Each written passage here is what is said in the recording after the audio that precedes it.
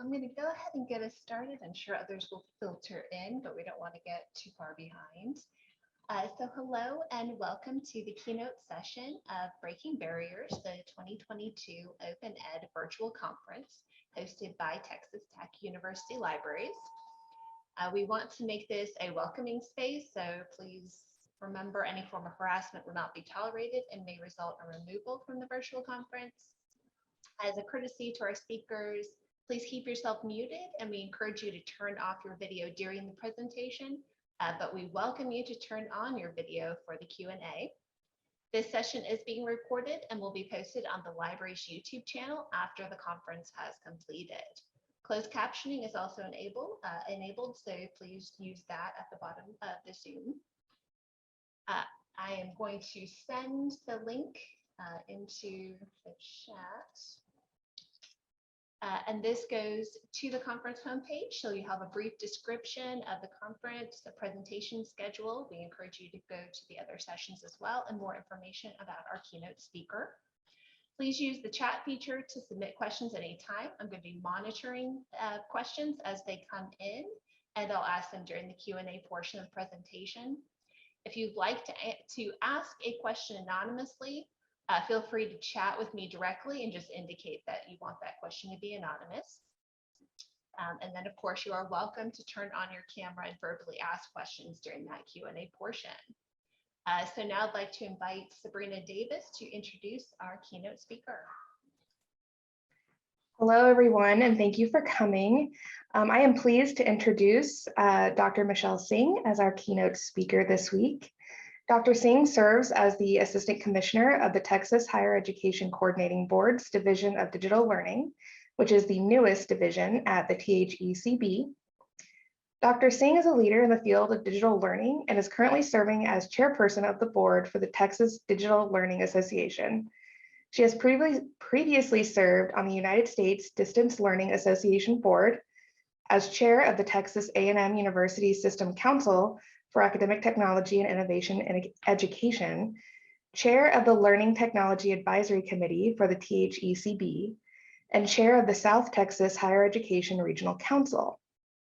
Throughout Dr. Singh's 20-year plus year tenure in higher education, she has received numerous accolades and awards for her contribution to the advancement of the field of digital learning, including the USDLA International Outstanding Leadership Award, the Texas DLA Don Foshee Leadership Award, and the Outstanding Commitment to Excellence in Innovation and Distance Learning.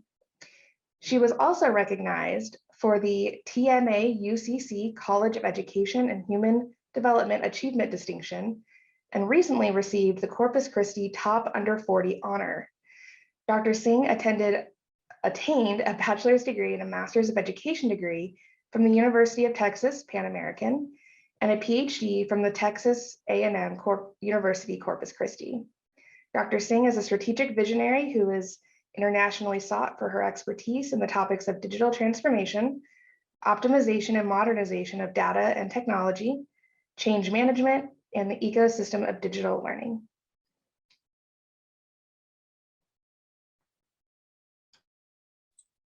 Thank you for that introduction, Sabrina. I sincerely appreciate it. I'm going to go ahead and start to share my screen so that we can get this presentation kicked off. And I should say happy Open Education Week to everyone. It is extremely exciting to see that you are celebrating this concept of openness, this concept of sharing, collaboration, and community. And we really do appreciate the efforts that all of our institutions across the state and nationally are bringing forth during this very special International Week of coming together as a community to make sure that we can move education forward. And so welcome to today's presentation, moving forward with digital learning, breaking barriers through community and innovation, to tag on the theme of what your week is over at TTU. And so I am going to get us started by telling you a little bit about the division. As Sabrina mentioned, I am Michelle Singh. I'm the Assistant Commissioner for Digital Learning for the Texas Higher Education Coordinating Board, established November 2020, so relatively new, and as mentioned, the newest one at the THECB. We pride ourselves on making sure that we can be an advocate, that we can be a leader, but more than anything, a partner for digital learning and higher education and promote, sustain, and advance a quality digital learner experience that will position Texas as a world leader and result in globally competitive, digitally proficient citizens. This is not an easy task and it takes all of us to accomplish it, but we want to make sure that you know that you have an advocate and a partner at the THECB looking at digital learning and how do we foster and continue to build on this momentum that organically happened over these last couple of years. So the team is relatively small, and as you can see, we like to be creative in every aspect. There is our latest team photo. We have a total of 6 people on the team now, so we're growing exponentially. We have Amy Zandy, who's our administrative assistant, Dr. Kyla Torrey, who is our director, Sally Hughes, program director, Marianne Maddox, Liz Tolman are also directors in the department, and we round out with Shannon. This is our small but mighty team that is focused on making sure that we are able to deliver the best experiences for our students and provide the resources that you need to do what you have to do and get your jobs done effectively and efficiently. We pride ourselves on adaptability, advocacy, authenticity, equity, integrity, and leadership. And more than anything, we have set forth this year to make sure that we can continue to build awareness over digital learning and its resources, including OER, increase capacity at institutions, and recognize digital excellence. And speaking of recognizing digital excellence, I definitely want to say congratulations to Texas Tech for being ranked #1 on Newsweek's latest poll of institutions in online education. That is not an easy endeavor and one that deserves all of the recognition for all of the effort that you all put forward. And what a year, right? What last couple of years, I think it's been one of those times where you stop and you think, is this really happening? Is this really going on? We've had hurricanes, major weather issues. We've had global pandemics that we need to worry about, a winter storm that nearly paralyzed our entire state. And being a native Texan, that was quite a difference in weather than we've had. But there's been a lot. There's been a lot for us to handle. There's been a lot for us to overcome. And what did we learn during this time? Well, we learned that it takes an entire village, right? I'm sure you're familiar with the saying that it takes an entire village to raise a child. Well, it takes an entire institutional ecosystem to cultivate student success, especially with all of this new climate and atmosphere, this new academic environment that we're trying to adjust to. An ecosystem that has students and faculty at the center, but that is supported by all of the other moving parts that are at institutions. What did we learn? Well, we learned that evidently mainstream media has a different take sometimes on digital learning and really brings out those little hiccups that happen in technology environments, right? What do we broadcast? We broadcast maybe your little office mates that happen to show up on camera every now and then, which I welcome them majority of the time. You have your little furry friends that maybe found the heat of your laptop to be quite comforting and want to be involved in your work more than you'd want them to. Maybe some of your colleagues have gotten really creative with their Zoom backgrounds or their Microsoft Teams backgrounds. If you're anything like me, we'd love to say that our internet is always steady and always strong, but I'm sure you get the dreaded line of no connectivity every now and then. Or sometimes you experience the ever infamous, you've just given the response of a lifetime, and all of a sudden everyone looks at you and does this thing on their ear or shows the you're on mute words that we all love to hear. Regardless to say, there are hiccups, there are these little stumbles that we take in the digital world and that during this time were really brought forth. But I think one of the biggest things that we need to concentrate on is this concept of these perks that happen to arise and this heightened awareness that digital learning received during these last few years. You know, we realize we can be flexible, that there are different environments that we thrive in, and we can go to those environments and really have ourselves be the best that we can be when we can excel at certain time periods. We have the comfort of being able to have different environments that we can acclimate to, that we can be the best that we can. We can have the comfort of having maybe a really stressful meeting or a really successful meeting, and you can celebrate that with people right outside your door. And during the pandemic, it brought this global community that was separated by distance together. It brought us together by continuing to allow us to do our jobs and do them well and being able to provide insight from all of these other places that were no longer geographically bound. So there was a major perk in the fact that we were able to visibly see how digital learning and open education removed barriers that we didn't realize maybe were existing barriers to us getting this knowledge sharing, this knowledge collaborative engine that happened to arise from all of the catastrophic events that we were experiencing. But I think the biggest perk out of everything over the last couple of years was that we all got to experience what a day in the life of digital learners is like. There was the opportunity that we had to experience the world through these screens, through this connectivity, and getting to see what our students live day in and day out when approaching education. There were probably times when you asked yourself, and maybe still ask, why do we do things in this fashion? How can we make this easier? How can we make this a little less complicated? Or maybe, what if we did this differently? What if we tried something new? And what if this new exciting discovery that we had during this time becomes a norm when we decide to follow the routines we've been following? So there's all these questions in our head because the truth is that the world changed. The world has changed in several different ways over the course of the last couple of years, but our mission did not. We still have ultimately this vision of student success and making sure that our students are able to compete in this new world that is just really beginning to take formation. We have an obligation to our students to ensure that they are able to leave our institution with experiences that will set them apart and have them be competitive when they jump into this new global market. So, what do we need to do to really capitalize on what happened? We need to change our mindset. During these times, we realized that digital learning and open education were avenues for academic continuity. But we started to see this shift in starting to have the conversation about it being a resource for business continuity.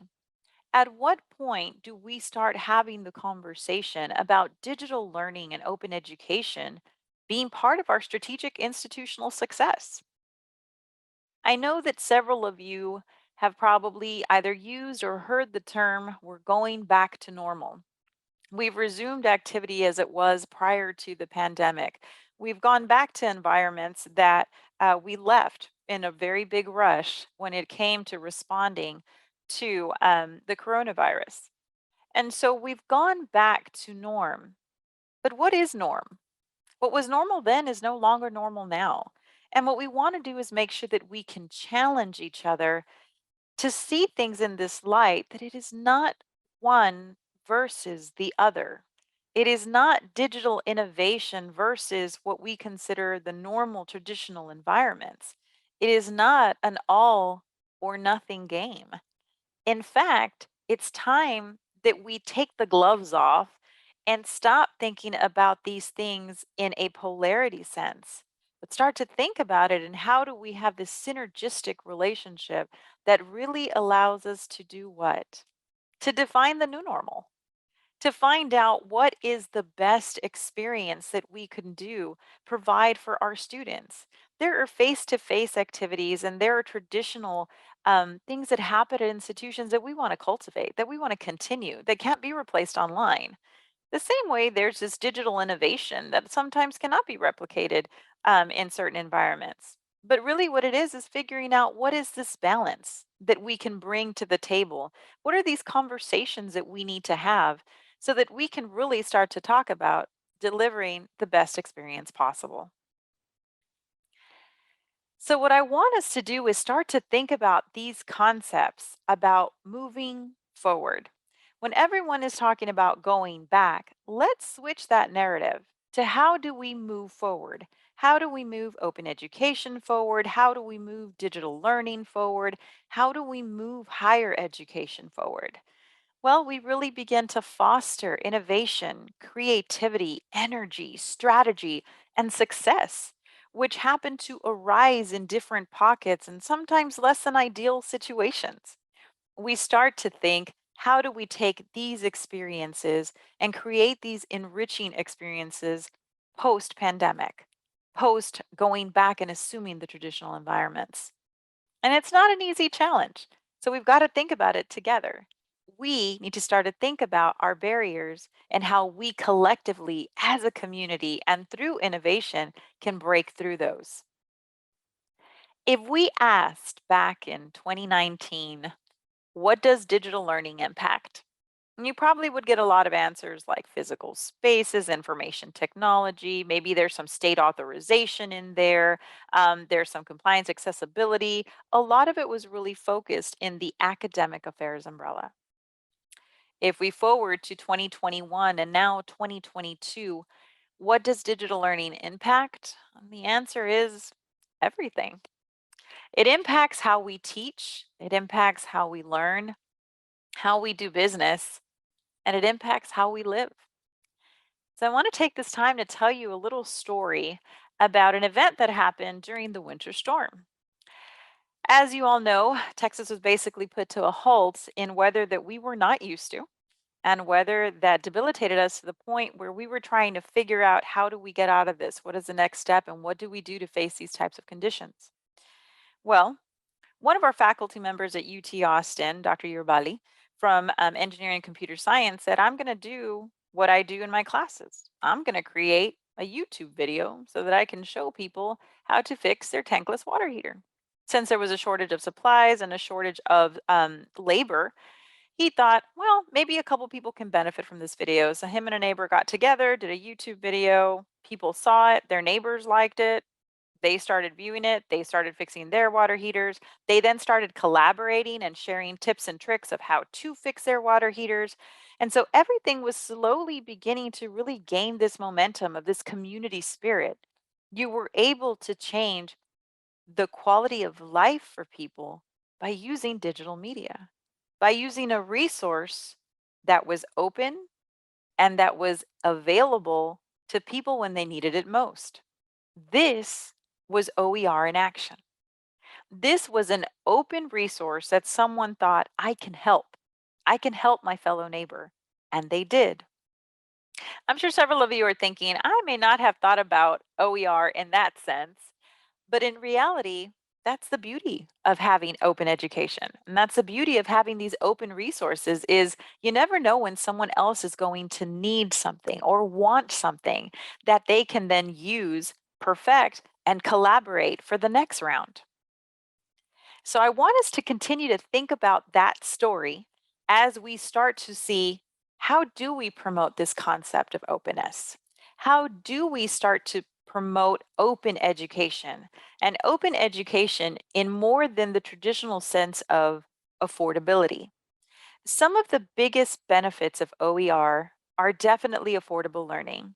Our students, and I know that you have a student panel coming out at the end of the week, hearing our students' stories is fascinating. It is one of the most gratifying opportunities of our career when our students say, thank you for doing this action that helped me achieve my goals. It reminds everyone why we do what we do and why we struggle and take on those challenges for the benefit of our students and for their success. But we want to talk about open education in a little bit more of a maybe open pedagogy conversation, this collaborative think tank, this community of experts that comes together and really enriches curriculum based on experience and expertise. We want to think about it as a resource, maybe even outside of academics. We want to think about it as a resource for sharing, for growth, for cultivating some of that shared spirit momentum of digital products that came out during our latest switch to remote learning. And we want to think about it in the sense of access and equity, where we're able to have open resources from day one of instruction when a student first gets to your class. So these are all really important angles that we may or may not have talked about when you think about the letters O, E, and R. So what I'm going to talk to you about is rooted in research and rooted in practice. And I know right now you may or may not be familiar, but we've actually been in the OER game for a while. There are currently 2 landscape surveys. We wanted to make sure to find out what is happening in the state of Texas. What is happening with our institutions, our community colleges, our private institutions, our four-year institutions, our health-related institutions with OER. And the first survey resulted in we needed to talk to people about what OER are. What are they? What do they entail? What does it actually mean when we say we're going to adopt an OER curriculum? This go round, which is in the 2021 version, we were very happy to report that there was a significant growth in commitment to OER across the state. The word is out. People are getting excited about open education. There was an increase in formal definitions, in course markers, in fully open education resource-based courses. So that was a huge accolade, a huge kudos to all the work that all of you do. But interestingly enough, there was actually a decrease in faculty incentives and professional learning was stagnant, or the opportunities for professional learning in OER were stagnant. And I want you to remember those 2 points as we complement the research with an additional piece of findings. We recently engaged with the University of Texas at Austin School of Design and Creative Technologies to talk about digital learning.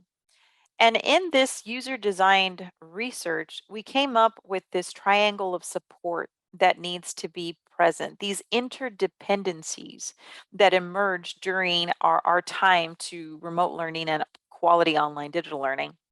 And there is this dynamic that exists between students, faculty, and institutions.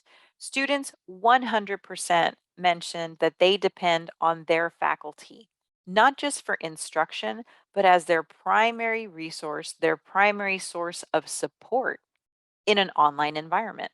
They look to their faculty to be the driver of their success in classes.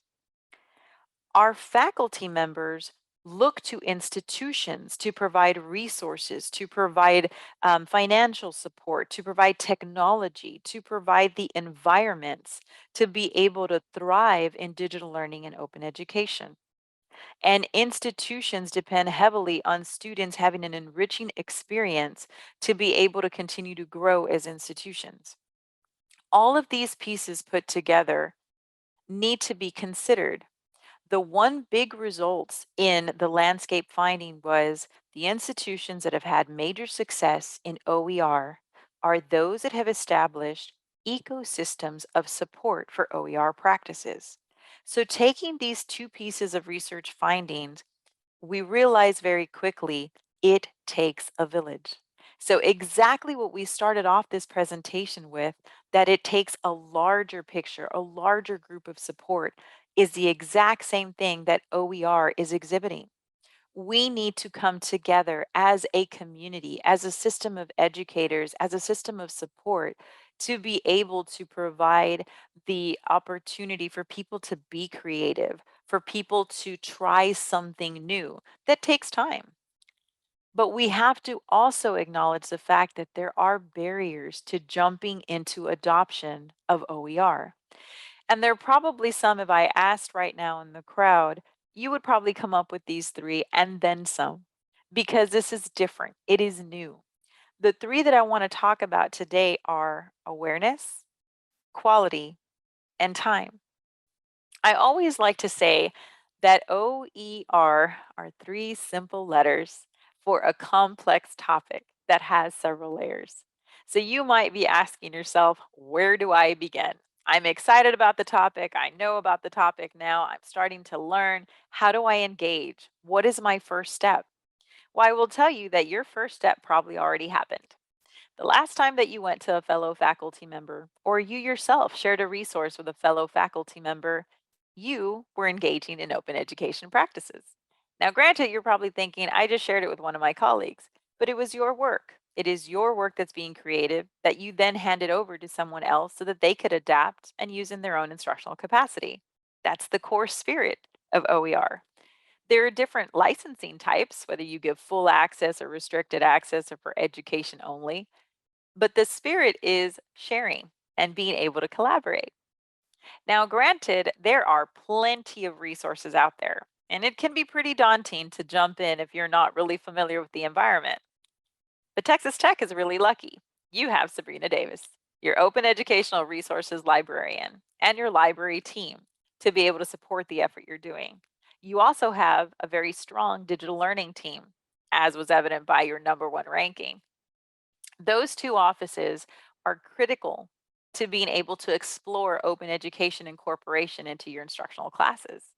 But there's also established resources out there for you if you want to go and explore. OER Commons is probably, I'm sure, something you've already heard of and probably use. It's a shared database of resources from all over the world on different subject matters. There's also Merlot, which I'm pretty sure you're familiar with, the multimedia educational resource for learning and online teaching out of California. And then here in Texas, we have OpenStax, one of the internationally recognized key sources for open education resource sharing. So you have plenty of resources to support you. I'm happy to say that the state is also supporting the resources that we have for OER. And we've been doing it, like I said, for a while. So back in 2017, we started with implementation grants and a feasibility study. We are continuing with grants in open education, and we now have them at the state and at the federal level, both for implementation and development. We also have started professional learning sessions based on the research where we kept seeing that there was this decline in institutions because bandwidth is just exhausted. We decided to come in and try to help. And so we have partnered with the Institute for Skills and Knowledge Management and Education, ISKME, to design some academies that offer a certificate of completion credential at the end of the event. So we have Open Educational Resources Core Elements Academies, we have OER Advanced Skills Academies, and Creator Communities, and we have a Digital Learning Ecosystem Series. All are for all different levels of OER awareness, from beginner, novice, all the way up to expert. We also have community events that we invite you to participate in. We have Creator Fest, and we just finished having that in February, which was the OER Texas edition. We have an Open Texas Conference, which is scheduled for September 2022. And we're going to have a Digital Learning Summit this July as well to come together. So we are trying to make sure that we can support you by bringing state resources to make sure to support your libraries and your digital learning groups on your specific campuses. There's one resource that I want you to explore and try to just discover. OER Texas is the newest resource that we have for the state. It is our open education resource repository. It is powered by faculty, led by faculty, for faculty. It officially turned one, just like the division, a couple of months ago, and we already have over 132,000 users in the site from all of the states. We have at least representation from every single one of our nation's states, and we also have from every continent. So we have a global presence. We have over 9,000 added resources to this repository and over 1,900 authored resources via open author. And so even if you just want to explore and find out, hey, what's out there? What's available to me? OER Texas is available. In OER Texas, you can actually browse through different collections that have already been put together by library experts and by digital learning practitioners, by faculty. There's different folders that you can look at that have per subject matter already distributed for you. We also have the ability for you to contribute content. If you're getting ready to get out there and be creative and want to collaborate, you can. Open Author is our native tool that allows you to do that pretty simply. And we also have tutorials that show you how to use all that. And most importantly, in OER Texas, you have a community. You have other faculty members, librarians, scholars, digital learning practitioners, administrators that come together and want to support the OER movement.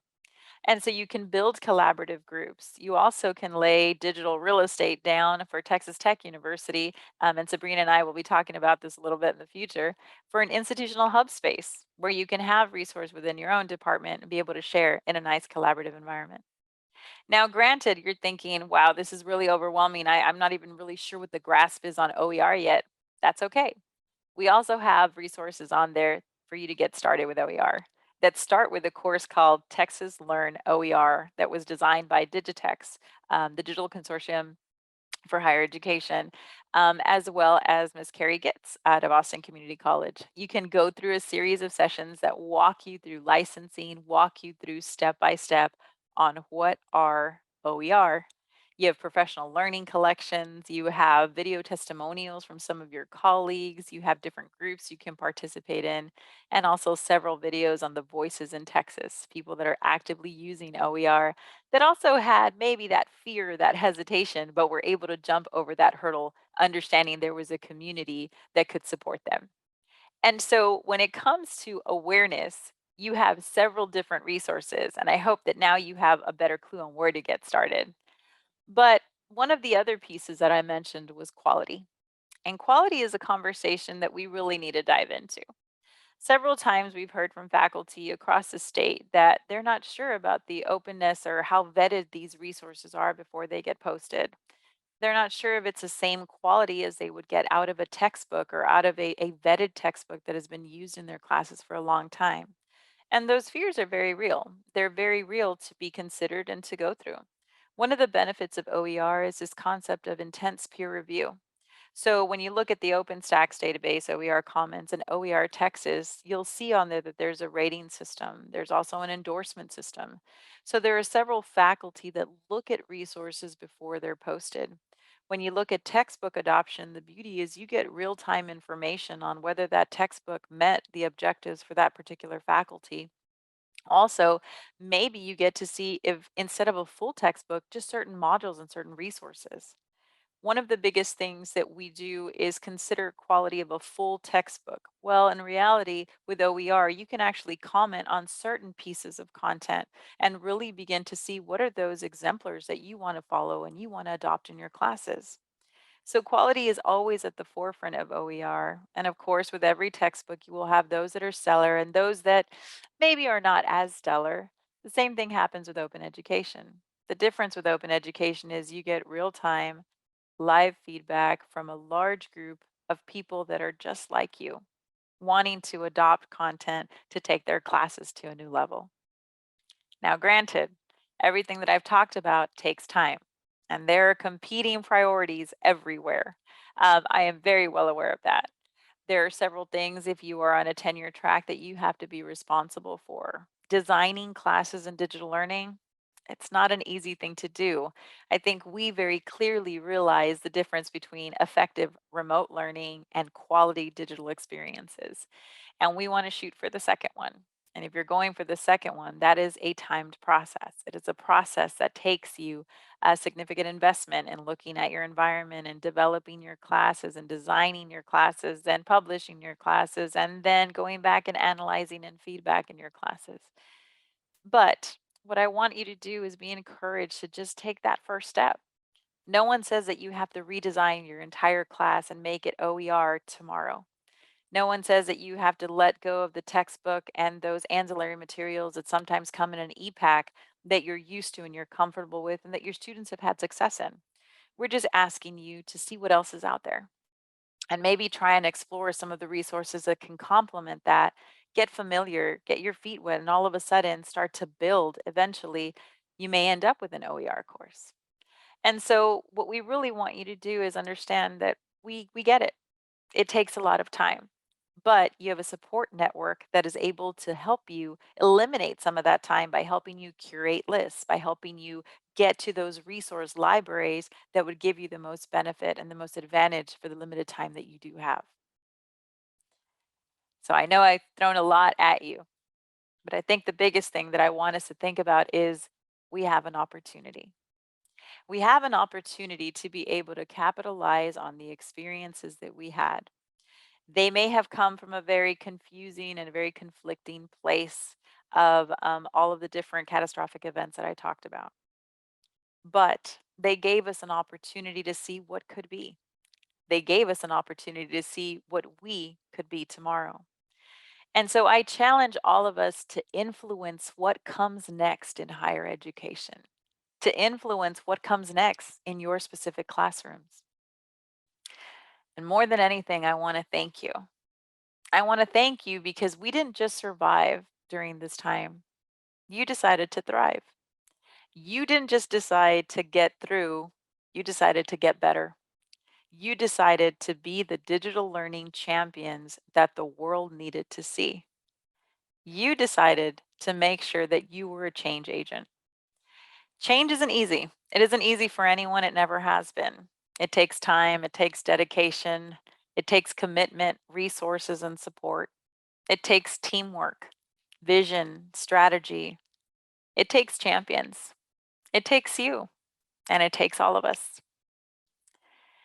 And so I want to end with this idea that we want to explore, we want to discover, we want to see what works for us and what works for our students. Because ultimately, what we're charged with is making sure that we can break those barriers for student success, that we can break the barriers that would stop our students from being globally competitive.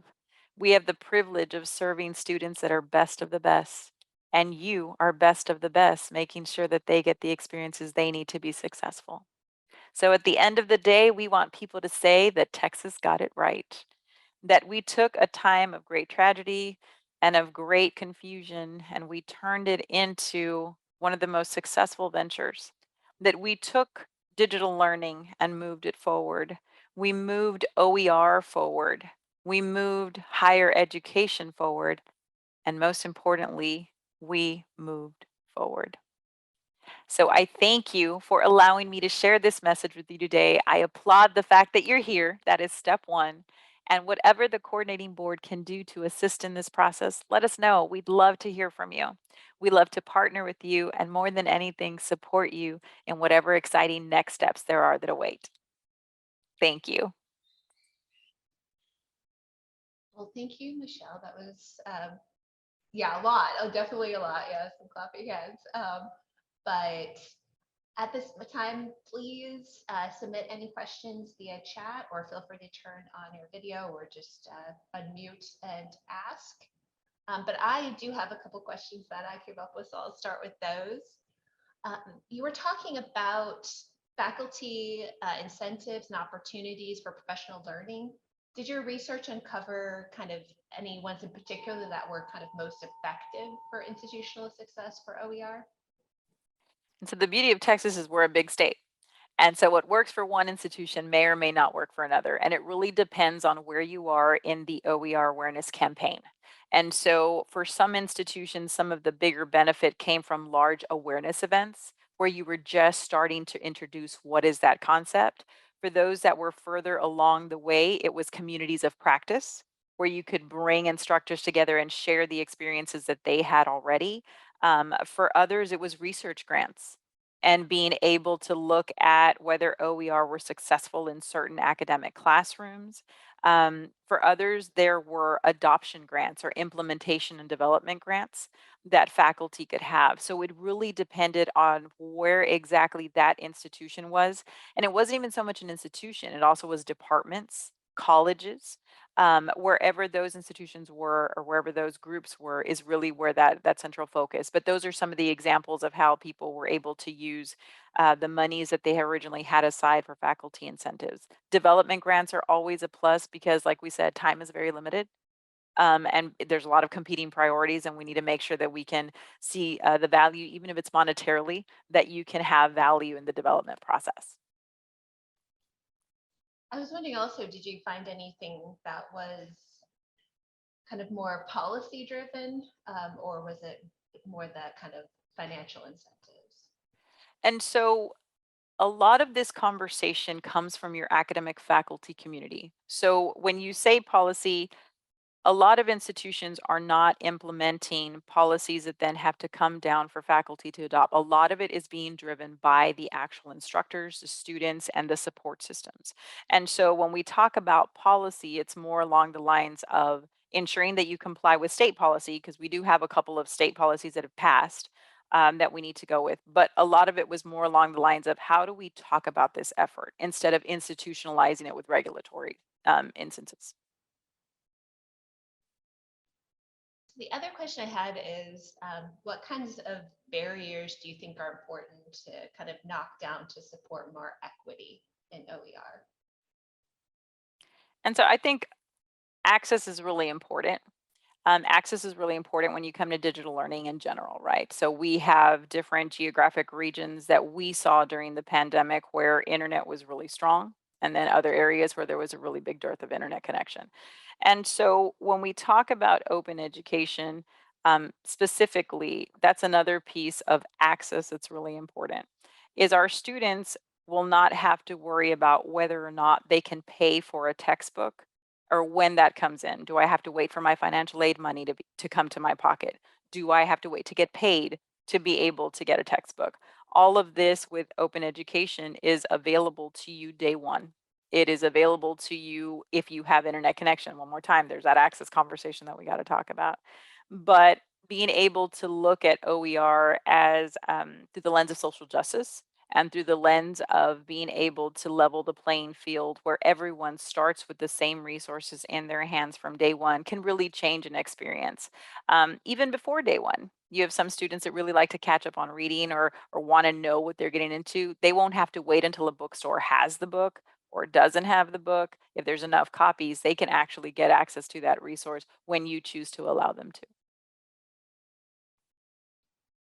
Great, thank you. Does Sure. anybody else have any questions?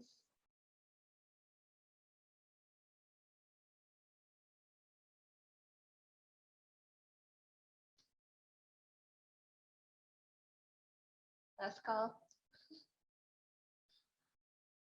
So again, Michelle. Oh, okay. Oh, I'm sorry. I was going to type it out, but so I was wondering, what advice do you have for talking with professors and faculty about publishing OER and stuff like that, specifically within the STEM fields, which they're getting better about OER, but they're not, you know, the biggest OER people. I don't know. We have quite a bit of engineers that may differ on that opinion. But no, it's so I think what you're referring to is that some of our lab sciences classes are a little difficult to be able to share content, especially because you look at simulations and you look at a lot of things that are really time intensive and really digital learning expertise intensive. But I think with any faculty member, it's important to talk about the spirit of collaboration and the vetting process of content. A lot of the times, one of the biggest reservations for faculty, as we briefly mentioned, was, is this content at the level that I need it to be to make sure that my learning outcomes are met, that my accreditation standards are met? Because engineering in particular with ABET has very particular standards that have to be met. And so I think what we really focus on with several faculty is being able to have this collaborative spirit on top of the content. And so if you publish one thing, and as small as it may be, they're able to see how the community rallies behind that and is able to impact the level of quality even from its onset. So if I publish a document, all of a sudden I realize a faculty member from MIT, a faculty member from UC Berkeley, a faculty member from A&M, a faculty member from UT, from Texas Tech, they all come together and give me tips and tricks or other resources that complement this particular material. You start to see the community think tank. You start to see all of this investigative research done for you to help benefit the content that you're publishing. And so my recommendation is always start small and start with one. If you're not ready to publish, and I think that's the bigger thing, people have to know what it is and what its impact is before they jump in a lot of the times. If we take it to a physical textbook, several times, what do? You get a reserve copy, right? An instructor copy. You look through the copy first before you decide which pieces you want to adopt. Have that same approach with OER. Look at what is out there, see what you want to adopt one thing, and then figure out how that works. A lot of the times, it's not so much that faculty aren't ready to jump in and do that. It's there really is no precedent set for OER in some fields. There really is no precedent set for what that adoption process looks like. And again, that's why Texas Tech is so lucky to have our librarian team that is there to walk people along the way. And so I would say that you allow them to get their hands dirty, introduce them to OER Texas, have them create a group, have them try to connect with some of their colleagues in engineering and the engineering societies across the state and see what the dialogue looks like. The dialogue may be a game changer. Thank you so much. You bet.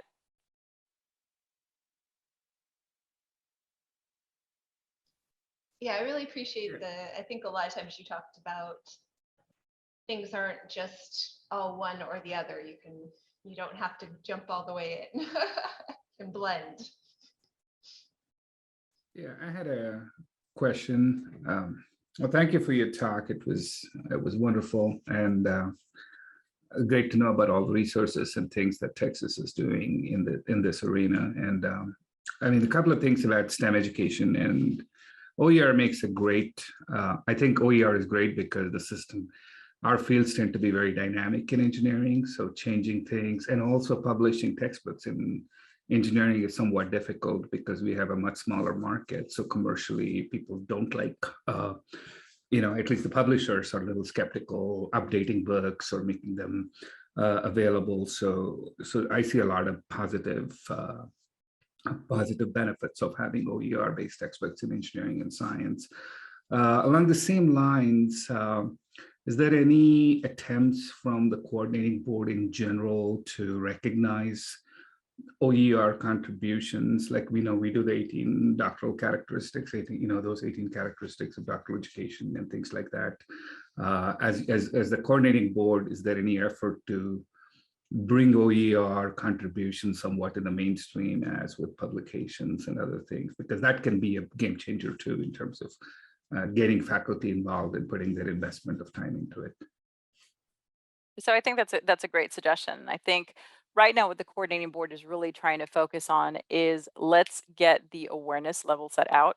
Let's make sure that people understand what it is, what it can do to change higher education. And we're also exploring the research part of it, figuring out what is the impact, right? Right now we have a lot of anecdotal. We've heard from a lot of students. We're actually trying to quantify and trying to find out exactly what are these impacts that we talk about.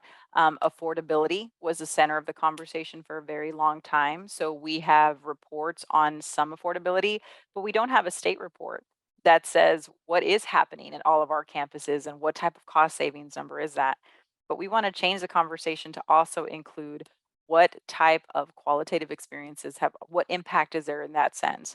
What impact does it have for faculty and enriched content? And that's where the research component is. So we haven't started talking about specifically what you mentioned, but we are starting to think about potentially some OER fellowships and research and really being able to have our faculty lead the conversations the way we did with the design engagement with UT, and starting to figure out what is the impact of OER and what should be our next step. So we will continue to do the landscape surveys. Right now we have 2 additional research projects with ISKME. One of them is a gap analysis, trying to figure out geographically where do we have limited resources and regions. And then we also are looking at saturation in certain areas in open education and trying to figure out how we can recruit those areas that are not as heavily invested. Specifically looking at, maybe engineering, maybe some of the workforce education things. It's in theory is something that you would say a natural partnership with the dynamic changing computational sciences and so forth, but it is a little more difficult to jump in. And so the conversation is open and we are definitely going to keep that door open as we move forward, but we want to make sure that we bring OER to the forefront. We recently started a Chief Academic Officer / Chief Instructional Officer series where we introduced and spoke specifically to the provost and to the head academic officers about what are OER. We need our administrators to fully understand what this does and what it can impact so that way they can start to have the conversations of how do they add the value for that when it comes to evaluations and rankings. Thank you. You bet.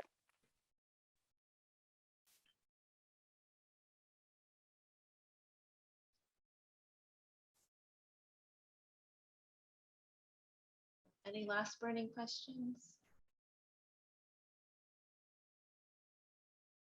Okay, then I would like to have everybody please thank Michelle for her wonderful presentation. And then I will remind everybody that we do have another session starting at 2 o'clock. So feel free to take a little break and then come on back. You can stay in the room and chat amongst yourselves. But again, we will start back at 2 with Tiffani Tijerina talking about OER accessibility. So now I'd like to introduce our next session. So it is evaluating OER accessibility Open Digital Pedagogical. And that presentation is going to be given by Tiffani Tijerina. So please join me in welcoming Tiffani. Thank you, Sarah. So yeah, hi. Thank you for watching my short presentation on evaluating OER accessibility, open, digital, and pedagogical. My name is Tiffani Tijerina, and in this talk, I'm going to tell you a little bit about an evaluation tool that I recently created to help others evaluate OER for accessibility. Before I get started, I do have a 3-month-old at home who is napping next to me with a lullaby on. So if you hear music behind me, just consider her my special guest. Let's get started. So a little bit of background on me and sort of how this rubric came about. I'm actually a PhD student at TTU. I'm in the Tech Common Rhetoric program, and most of my research has been on OER in teaching technical communication. And my planned dissertation is on the rhetoric of OER. But my OER interest and my background in OER is not just in my academic journey, it's also in my, my career. So I am also the program manager for Georgia's state level grant program in OER, Affordable Learning Georgia. It is an initiative of the university system here. And so we fund OER grants for teams of faculty in our system. And the tool that I'm introducing today sort of comes out of both sides of this. It started as an assignment for the user-centered design class at TTU, and then was finished to share openly through my work at ALG. I'll also sort of add in there, I also have been for the past 2 years on the Open Ed conference steering committee. So I've done some work there and managed the accessibility side of that. And then I also have been the primary, or I guess first author on an open textbook as well. So I've been sort of deep in the woods here with OER, and it's a passion. So without further ado, let's talk about this rubric. So you can actually access it by going to this link, which I'm about to put in the chat for you. Apparently it doesn't let me copy and paste, so I'll just type it out.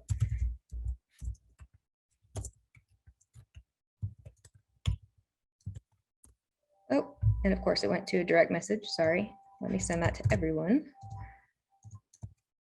There we go. And so I'm putting that in the chat. You can follow along with me and sort of fill it in as we go on whatever OER you're thinking of. Or you can also just kind of hang back and watch until the end, and I'll put the link back in then. So the rubric has 3 categories of accessibility, and the first one is open access. And so in that section, we're really looking for very basic level of openness, just like access and usability. So I'm not necessarily looking it as far into like WCAG guidelines in this first section.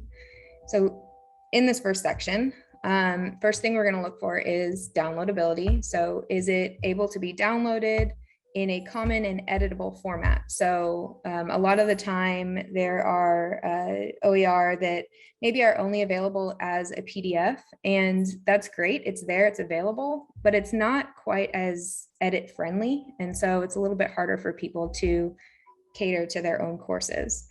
So it's best to make those resources available in a more editable format. Just kind of makes things a little bit easier. We're also looking at printability. Can it be printed? And not just can it be printed, but is it also print friendly? So does it come out on a standard paper size? Does it have minimal white space and smaller page counts, smaller fonts, at least in the printer version, so that it's not, creating massive books? Is it black and white friendly? Can it be turned in, if it's color, can it be turned into black and white without obscuring images or making it harder to read? So those are some things that you would be thinking about as far as whether it's printable.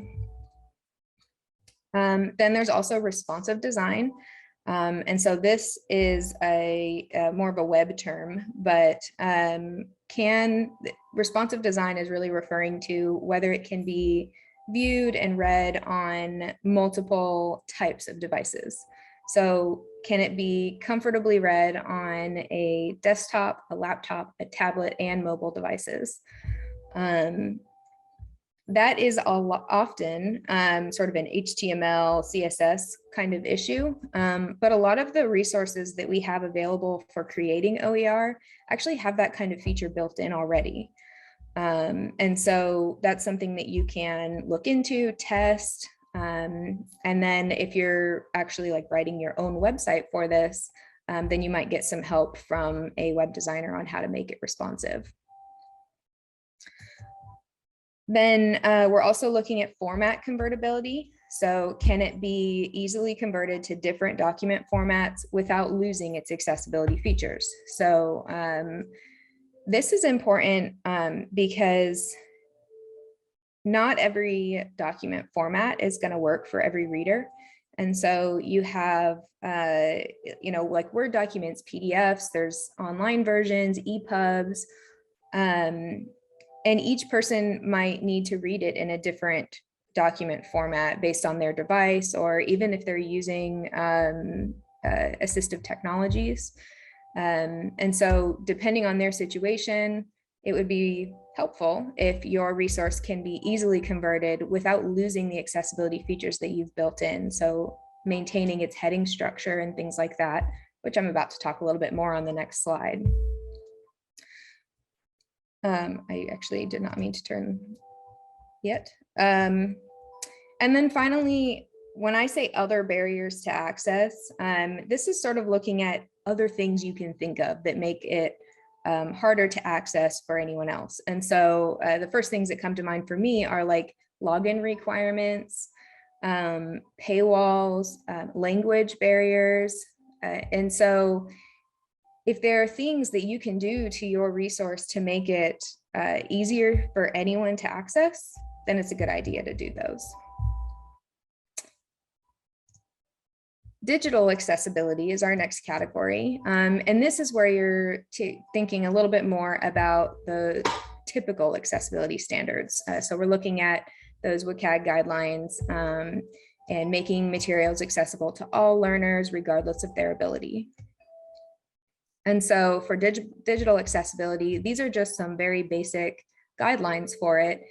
By no means is it like, this is not the only things that are important for accessibility, but this does sort of give you a basic starting point and will make it mostly accessible and eliminate as many problems as you can. So for digital accessibility, you're going to look at image readability. So does it have descriptive and appropriate alternative text or figure captions? So a lot of the time, people will put in figure captions in their textbooks. And as long as your alternative text on those images isn't like negating that figure caption, and as long as your figure caption is descriptive enough for someone using a screen reader, then you're probably fine to leave the alternative text off. However, if that's not the case, if your figure caption is just like an image title, then you would want to include that description more in the alternative text. So it really depends on how you're treating those things in your book, on which or if you need both of them. Then you're also looking at audio transcription and video closed captioning, and these are two separate things. So if you have audio in your resource that's not associated with a video, so like MP3 files, something like a transcript where it's not necessarily timed to the audio file, that's great, because you don't need it to be timed, because you're not looking at anything that's going to affect how it associates with the file. Video closed captioning, on the other hand, it's really important for it to be timed and attached to your video, because that makes it so that someone watching your video, if they just had the transcript, they would be having trouble making sure that they're aligned with whatever should be showing on the screen when they're reading the transcript. So if it's timed in there, they don't have to worry about that anymore. Then we also have heading structure. And so this, a lot of the time people create heading structure just by putting, like, making it bold or italics. And that's great, but to make it accessible, you actually need it to be coded and nested. So by coded, I mean in like in Microsoft Word, they have the styles feature, and that actually tells the document to tell a screen reader, hey, this is a heading, read it as a heading, not as part of the text. Then you also have the sort of nesting feature in there. And this is also something that's available in HTML and in other tools as well, but Word is probably the most common drafting tool. So the nesting feature, though, you would want to make sure that, like, you're using heading 1s where they should be heading 1s, heading 2s where they should be heading 2s. And so you would be looking at that. Then you also have list structure, and that's probably the easiest possible thing with accessibility in documents. And that's because most of us already do it, and because most tools automatically do it for you, whether you realize that it's doing it or not. And so you have that's where you're turning a list into a numbered list that automatically numbers for you, or a bolded list that automatically adds in a bullet after you've when you hit enter.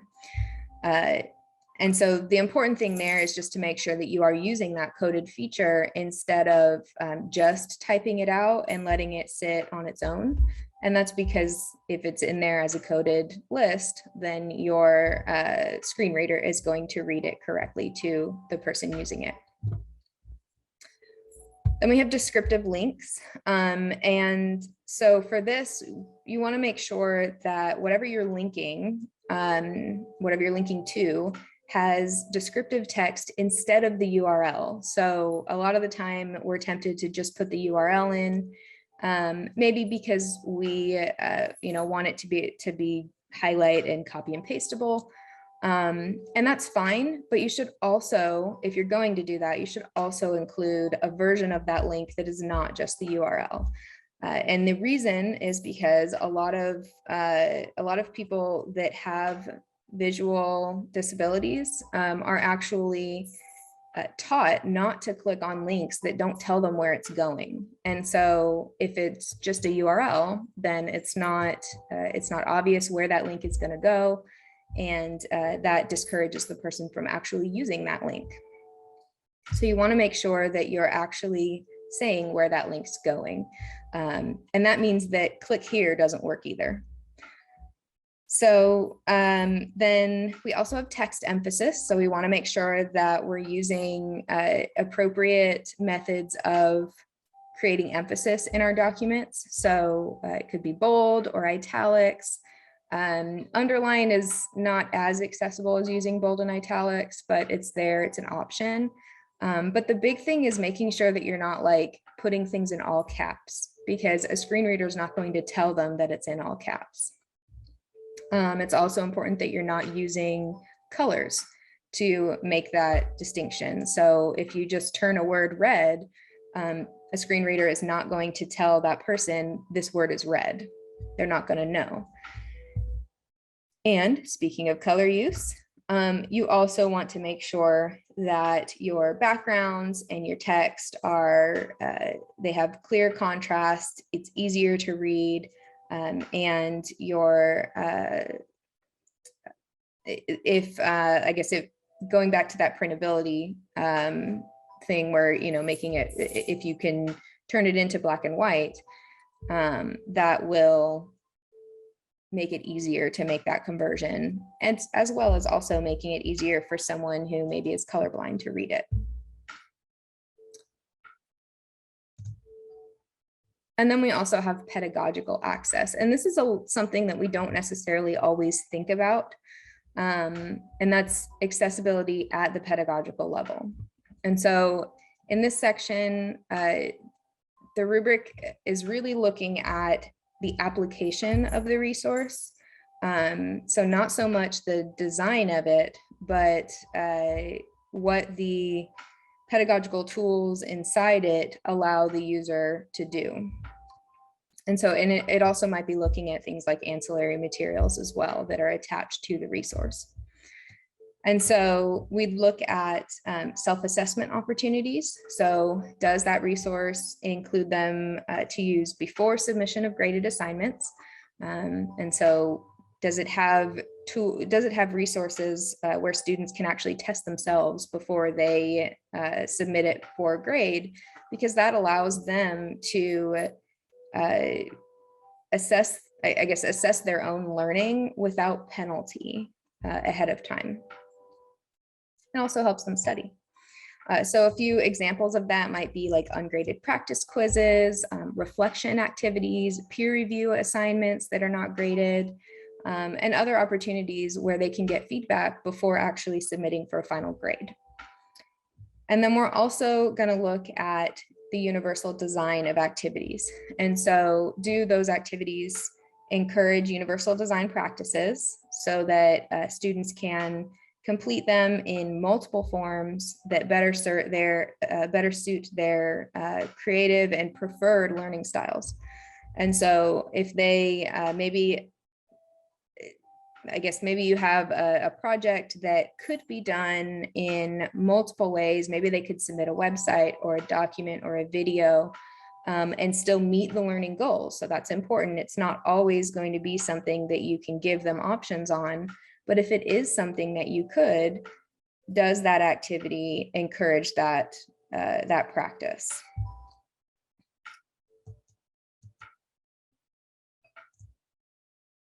And so that is the rubric. So I'll put that link back in the chat again, just so that you have it. You can review it yourself, flip through it, even like use it, submit it. It'll actually submit to a spreadsheet. It's going to ask you if I can share your stuff. And if you say yes, then we'll actually post that into an open spreadsheet that shares the evaluations of other OER so that other people can maybe go to that and see what how others have evaluated a particular resource. You can also feel free to contact me. So that's my TTU email on the screen. It's just my name at ttu.edu, like most of us. And yeah, that's pretty much it. Are there any questions or anything? Yes, thank you, Tiffany. That was some great information, some great resources at that link. So again, please, if anybody has any questions, please put them in the chat or feel free to just unmute yourself and speak up. But I did have a couple questions, so I can start us off with that. So I thought that open evaluation is very interesting, and I was wondering if there's any thought about integrating that more in the kind of the tools and databases we use to search for OER. So I'm not sure if I'm fully understanding you. Are you talking about just that first section or the whole, like the whole resource as a whole?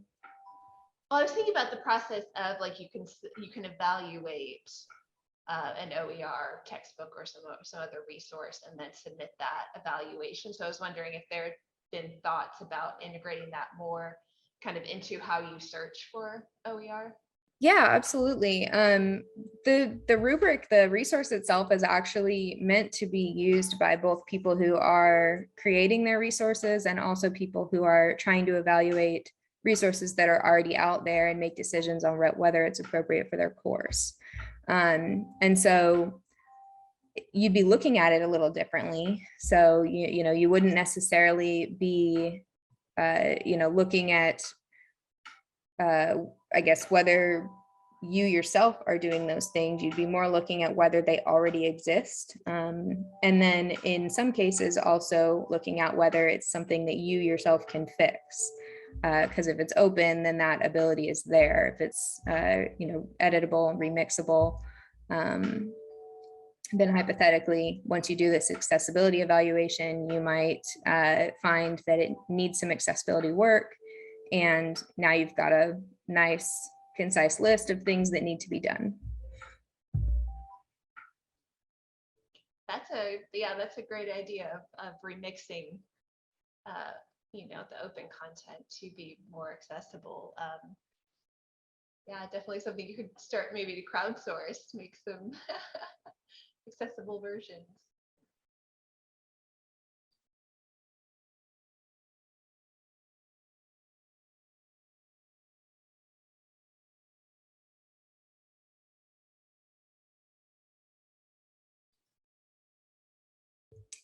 I'll just add the resource, the rubric, and everything that's on that page with it. So there's some tutorials and things on there. It's all CC BY. And so if someone from Texas wanted to come in and review it and decided that they had something they needed to add to make it usable for them, super easy, do that and then publish it yourself. We'd love to know if you did, because we're at Affordable Learning Georgia, and also just like on my side of things, I'm always looking to improve things. So, if there's like more that you can think of to add to that pedagogical section in particular, definitely want to hear about it. Yeah, I thought that was definitely, I hadn't considered it from that aspect. So that'll get me thinking a lot more about OER accessibility. Does anybody else have any other questions for Tiffani?